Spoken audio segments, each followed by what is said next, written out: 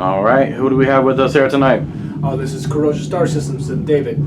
Nice to meet you. Nice to meet you. Nice to meet you. How long have you been performing? This is actually my first performance, my first live performance. Okay, yeah, I checked you out. You're actually pretty good, man. Thank you. Yeah, it was cool. Cool set. Where are you from? I'm originally from Jersey, but I live in Easton now. All right.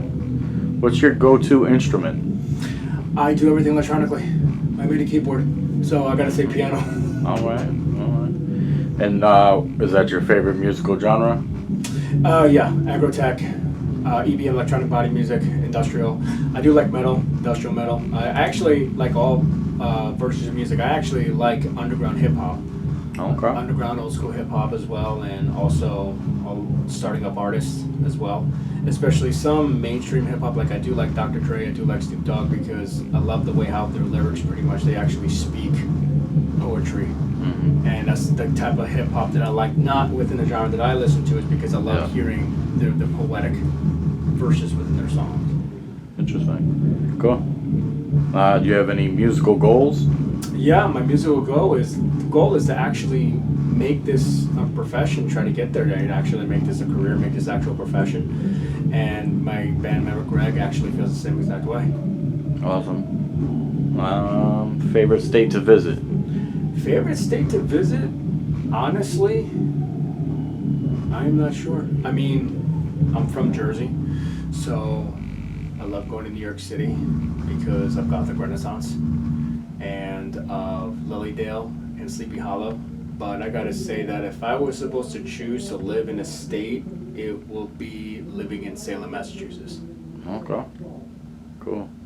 Camera was shaking over here for a minute. They're No, rocking you're out fine. down there. No, you're fine. Where can we find your music at? Spotify. I'm on Pandora. I'm on all the streaming platforms. All the streaming platforms. All right. What do you think is your hit? My hit, as to what I see on Spotify, is Demonic Love is my hit. Now, the song you heard, Demonic Love, when I was performing, that's going on our new album. We're taking 4 songs from our old album, which is our first album, which is called If God's in Heaven, Then What's in Space. And our second album is called Technician, Chosen by God to Fix an Angelic Problem. Our second album is going to have 4 of our songs in there with vocals in it. And you already heard 2 of them, which is Demonic Love and When Angels Communicate, Second Contact. But from our first album, it looks like, according to the metrics and what I'm seeing, it looks like Demonic Love is the #1 hit. All right, cool. Any rituals before performing? Actually, no. I just do it. I know. I never found a ritual that works for me. I know everybody has a ritual, but for me, it's like I just get zoned out. It's like setting up my equipment is my ritual, making sure everything is set up. I believe that's my ritual because I know everybody has their own ritual. But to me, I think it's like setting everything up, double checking, triple checking, prepping before hitting the road, before going on stage. I think that's my ritual. I mean, if somebody knows that's a ritual, please tell me, because I don't know if that's considered a ritual or not. This interview is gonna look crazy when you go back and watch this, because the camera's jumping up and down. Oh, you're fine. I can tell. What religion would you say you are?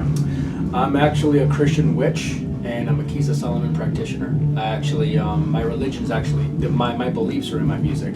Okay. And that's why the titles of the song structure and the vocals is, I'm a very, very religious person, and that's what my music comes out like. I pretty much express my religion and my beliefs through my music, and the love of my beliefs through my music.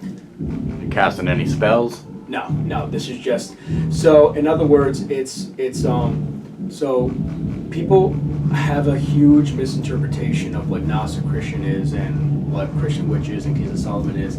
And I know this is probably going to like upset a lot of people who are thinking that because talk about like the Christians out there who think that this is not devil worship, it's not going against Christianity, this is the unknown, this is forbidden knowledge, this is knowledge that exists, but it was never put in the Bible.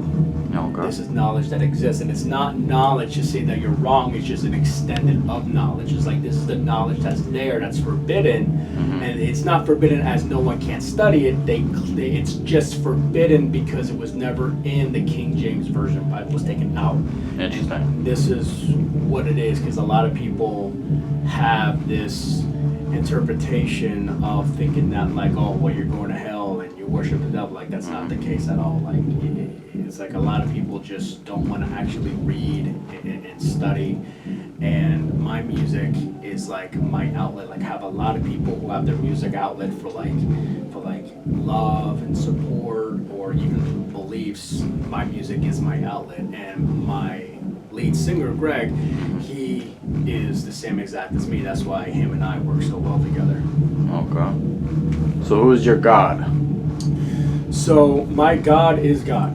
Like, it is God. So the difference is that with Christian witchcraft or Christian witch is that we believe that yes, there is a God, but we do believe that there is other forces out there. We do believe that there are probably other gods, other goddesses, and we believe that yes, we have God and then we have other gods and other goddesses. But within Christian witch, we pray towards angels and we pray towards God.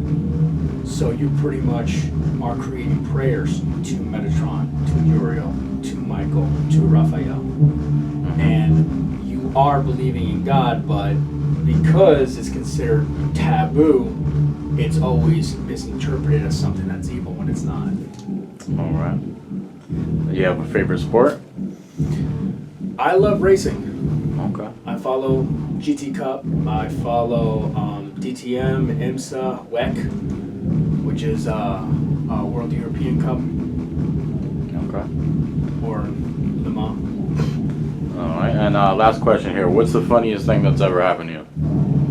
Oh my God, the funniest thing that ever happened to me. How do I answer that? I think the funniest thing that ever happened to me was when I was working in IT.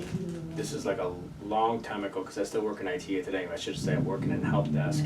The most funniest thing that ever happened to me was that I was trying to assist this accountant how to use their PC, and they thought that the CD tray was a cup holder.